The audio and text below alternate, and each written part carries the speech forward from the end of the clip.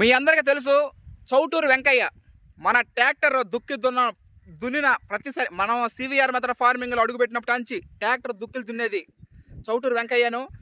ఎండ వాన గాలి చలి అన్నీ లెక్క లేకుండా ట్రాక్టర్ పొద్దుల్లో వస్తుంది. ట్రాక్టర్ దున్ని పంట వేయడానికి అనువుగా చేసేటువంటి ల్యాండ్ని తయారు చేయడం అనేది చేస్తూ ఉంటాడు.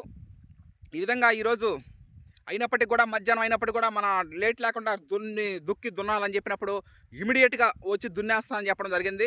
ఆ విధంగానే ఈరోజు ట్రాక్టర్కి ఆ నాగెళ్ళు బిగించి దున్నడానికి చేయడం జరుగుతూ ఉంది. ఎప్పటి మేలు అప్పుడేను.